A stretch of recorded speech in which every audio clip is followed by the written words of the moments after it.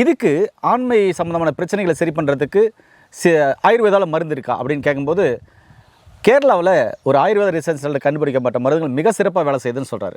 அது எவ்வளோ நாளில் எடுக்கணும், எப்படியெல்லாம் எடுக்கணும், ஆண்மை குறிப்பிட்ட அது எப்படி முழுமையாக சரி செய்யுது அப்படின்ற முழுமையான காணொளி இந்த வீடியோவில் பார்க்க போகிறோம். வாங்க.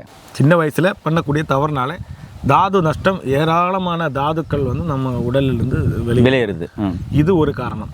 அது மாதிரி நமது வயதை விட பெரியவர்களிடம் உறவை வைத்துக்கொள்வது இது ஒரு காரணம். அது மாதிரி போதை பழக்கம், புகைப்பழக்கம், இது எல்லாமே இதுக்கு ஒரு காரணம். இப்போ நார்மலாக இது வந்து யார் வேணாலும் சாப்பிட்லாம். இப்போ நார்மலாக எந்த ஒரு ப்ராப்ளம் இல்லாத ஒரு மாதிரி தான் அன்றைக்கி நைட்டே தெரியும். சாப்பிட்டா அன்றைக்கி நைட்டே இல்லை, டுடே இன்றைக்கி நீங்கள் சாப்பிட்றீங்கன்னா இன்றைக்கி நைட்டே இதனுடைய ரிசல்ட் உங்களுக்கு தெரியும். ஏன்னா உங்களோட உடம்பை பொறுத்து உங்களுக்கு தானே தெரியும். ஆனால் இது லேகியம் என் கையில் கொடுத்துருக்கீங்க, இதை எப்படி பயன்படுத்தணும்னு சொல்லுங்களேன். இது வந்து மதன காமேஸ்வர லேகியம். மதன காமேஸ்வர லேகியம். ஆமாம்.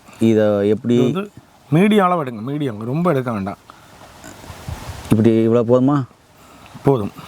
இவ்வளோ போதுமா? இந்த அளவு போதும். இதுதான் இதனோட கரெக்டான அளவு. இது அப்படியே சாப்பிடலாமா? இந்த அளவு எடுத்து தாராளமாக இந்த அளவு தான் எடுக்கணும். இப்படி இங்கே கையில் உருட்டி எடுக்கலாம். அளவுக்கு சூப்பராக இருக்கும் இந்த லேகியம். இப்படி எடுத்து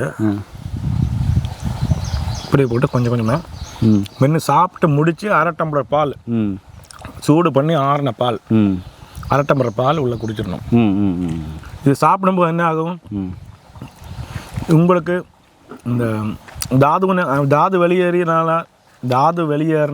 ஏற்படக்கூடிய அத்தனை பிரச்சனையும் தெரியும். முக்கிய உடல் சோர்வு, நரம்பு தளர்ச்சி, சூட்டை குறைக்கும், ஹீமோகுளோபின் அதிகப்படுத்தும். அந்த கலவையில் ஈடுபடுற எண்ணமே இல்லை, ஈடுபட முடியல அப்படின்ற அந்த தாட் போகும் இல்லையா? உங்களுக்கு தாது விழுந்தா தானே அந்த எண்ணமே வரும். ஆமாம், இந்த தாது உற்பத்தி ஆகிறது தான் இது சாப்பிட்றோம். இது சாப்பிட்றீங்க. Okay okay.